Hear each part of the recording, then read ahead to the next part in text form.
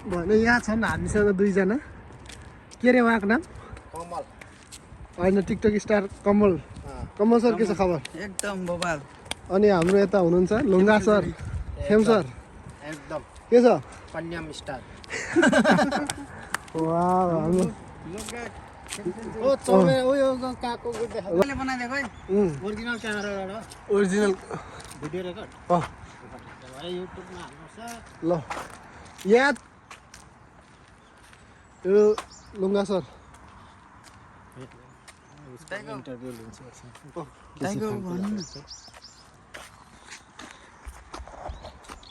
हाम्रो यो नास्पाती के पो भइरहेछ। नास्पातीको फुल हेर्नुहोस्। कोरियामा चाहिँ लाखौँ खर्च गरेर यो फार्म खोल्ने हाम्रो बहादुर कमल सरलाई स्वागत छ हाम्रो नयाँ इन्टरभ्यूमा है। तपाईँले यो कति लगानीमा चाहिँ खोल्नुभयो त यो भन्नु त? सिधा हाम्रो नेपाली जनताहरू जान्न चाहन्छन्। छिटो भनौँ न। 1 करोडमा यो 1 करोडमा खोल्नुभयो। त तपाईँको वार्षिक आम्दानी कति हुन्छ यहाँबाट? यसको त डबल तिर्बल यता हेरेर भन्नु न। यत्रो फार्म खोल्नु भएको छ यो कोरियामा। तपाईँलाई यो आइडिया चाहिँ कहाँबाट आयो? ल भन्नुहोस्। आइडिया मास्टर तपाईँ नै। सिरियस इन्टरभ्यू चलिरहेछ, तपाईँ नहाँस्नु न यार। हाम्रो भ्युवरहरूले हेरिराख्नु भएको छ क्या। त्यो कोरियाको हसङ्सीमा कहाँबाट तपाईँको यस्तो मास्टर माइन्ड दिमाग आयो त? यस्तो होइन नास्पातीको यो बोटहरू लगानी गर्नुभएको छ यत्रो। हेरिरहेछ खोइ। अनि जवाफ दिनु न। जनता जान्न चाहन्छन् के? ल हाम्रो यो कमल सरको यो फार्म हो। यो नास्पाती होइन, यो स्याउ हो। यहाँ डल्लै कृषि खेती गर्नुभएको छ। करोडौँ लगानी चाहिँ उहाँले लाउनु भएको छ यहाँनिर होइन। 10, 12, 15 जनालाई पनि रोजगार दिनुभएको छ यहाँनिर होइन। त्यति बेला रोजगार दिनुपर्छ दाइ। त्यो चाहिँ मलाई लाउनु होइन। जनता जान्न चाहन्छन्। तपाईँलाई यो आइडिया कहाँबाट आयो यस्तो? यो आइडिया मेरो दिमागबाट। यो सिरियस इन्टरभ्यू चलिरहेको छ क्या सर यहाँ।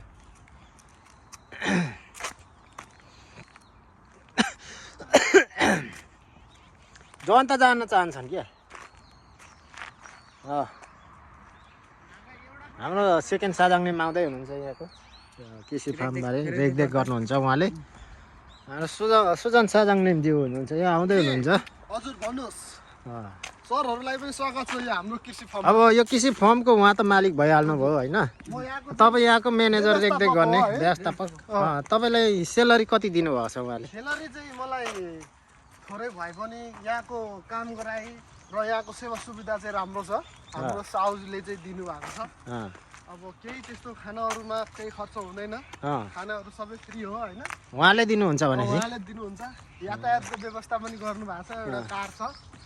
तर सर हेर्नु यत्रो अब फार्म खोल्नु भएको छ तर यो बाटो चर्किरहेछ। यो त तपाईँले बनाउनु पर्छ नि। यो चाहिँ यो त कोरियन सरकारले बनाउँछ नि त। हो, सरकारले बनाउने होइन कि सरकारको ध्यान आकर्षण गर्नु पर्यो यो ठाउँमा।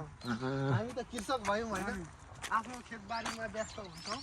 सरकारले चाहिँ यो विषयमा अलिकति थोरै चासो दिनु पर्यो होइन। हाम्रो कलम अनि यहाँ विविध अब यसमा चाहिँ कहिलेकाहीँ के हुन्छ भने तपाईँको कृषिमा चाहिँ औषधिहरू हाल्नुपर्छ हरेक कुरा होइन।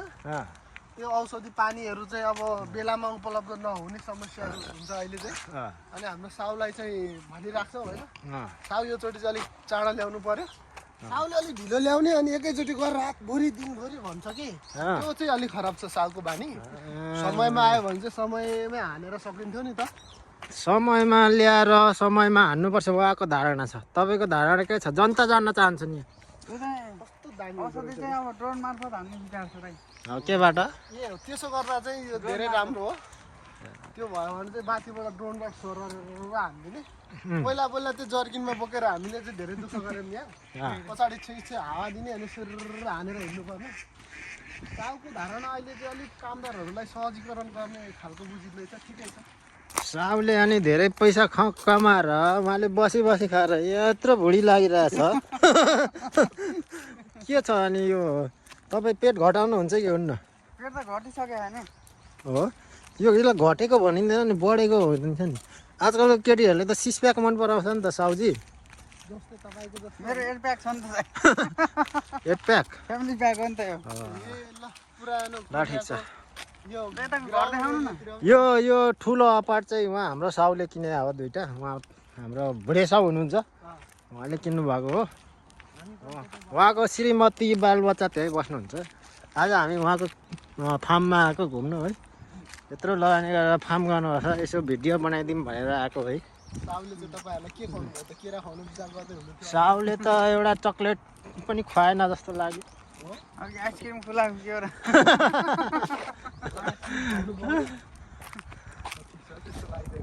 ल हाम्रो साउजीले धेरै तरक्की गर्दै जानु होइन प्रगति अझै नेपालमा अब धेरै छन् काम बिना बसेकालाई उहाँलाई रोजगार दिनु यत्रो फार्ममा नेपाली मगाउने बनाउने साउ यो चाहिँ के हो यो के को ठुटाहरू यो चाहिँ रुखकै ठुटा हो नि यो रुखको ठाटा होइन नि ब्रो जस्तो छ साउ सर यो त उयो हो के भन्छ बयरको बोट हो कि खुरे हो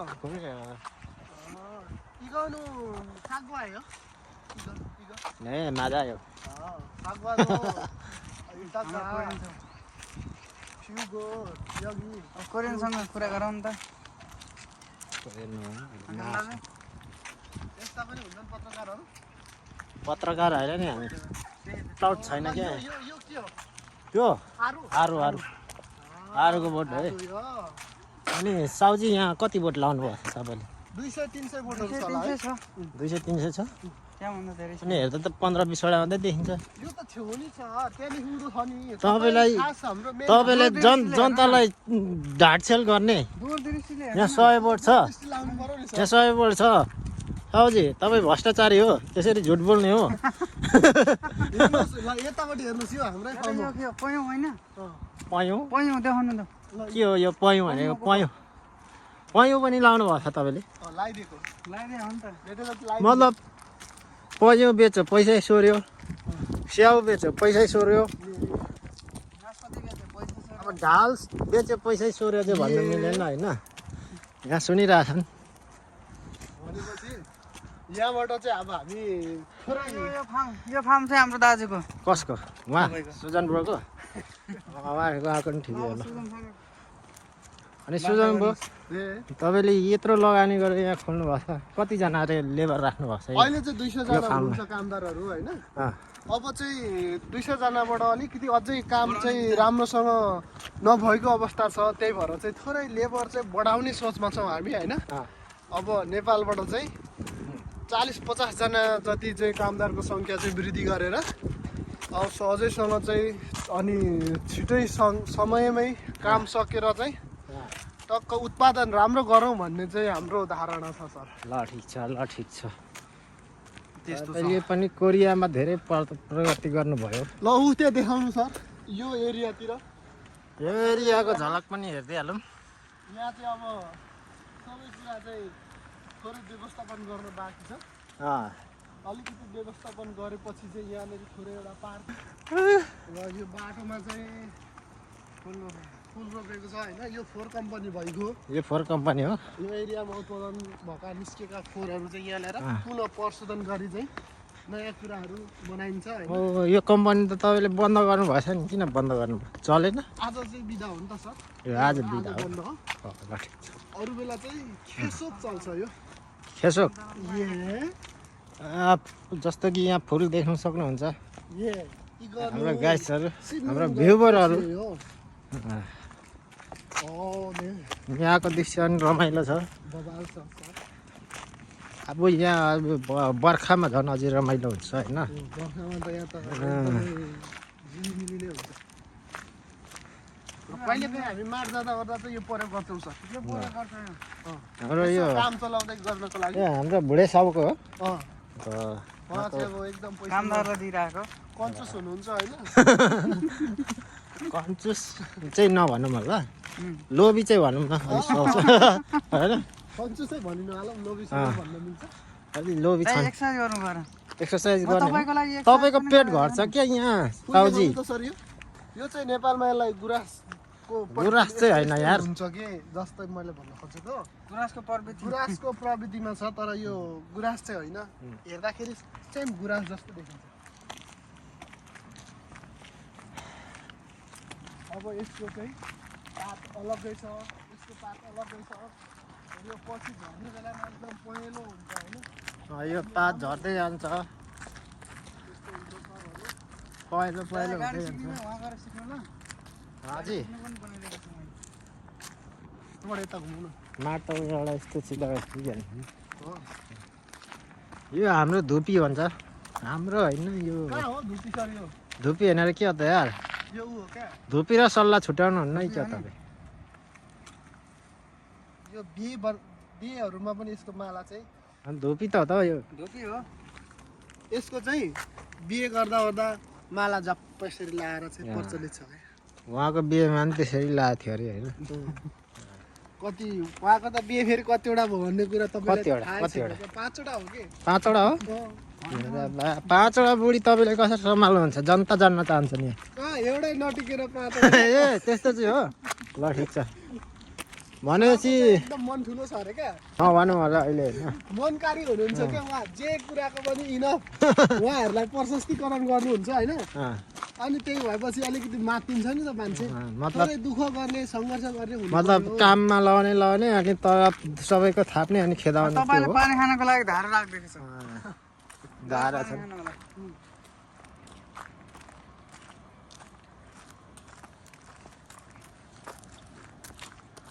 लसुन पनि रोपेछन् होइन? लसुन रोपेछन् केटाहरूले, निर्देशन दिएको थियो हामीले होइन।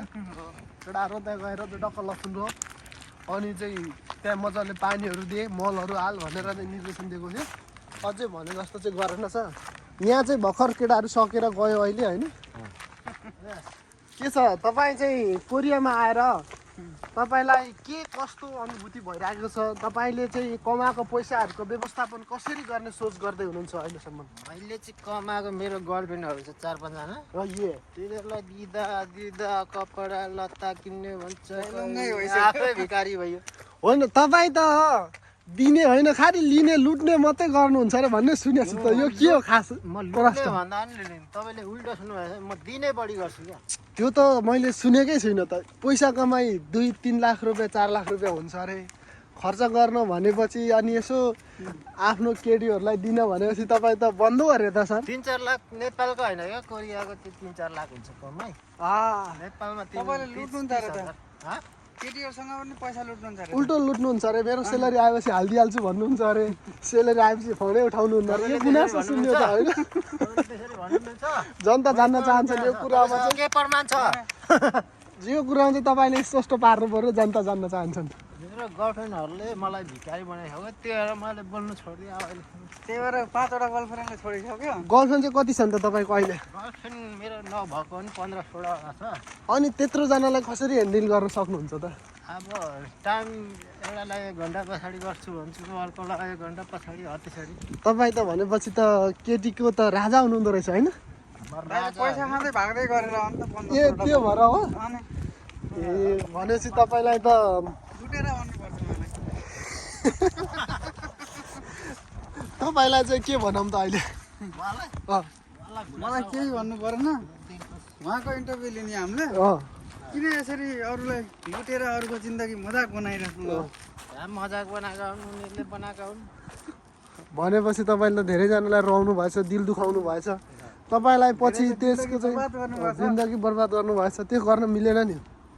जिन्दगी बर्बाद होइन, जिन्दगी सुधार दिए हुनु उनीहरूको मैले। हो र? पैसा खाएर सुधार हुन्छ कि पैसा दिएर? पैसा दिएर सुधार गरिदियो अहिले। पैसा खाएर सुधार गर्नु पहिला भयो र त फाटेको तपाईँले। कपडाहरू लाएर हिँड्थ्यो, अहिले नयाँ नयाँ लाएर हिँडेछ मेरो पैसाले। हो भनेपछि तपाईँले त्यसो भए राम्रो काम गर्दै हुनुहुन्छ।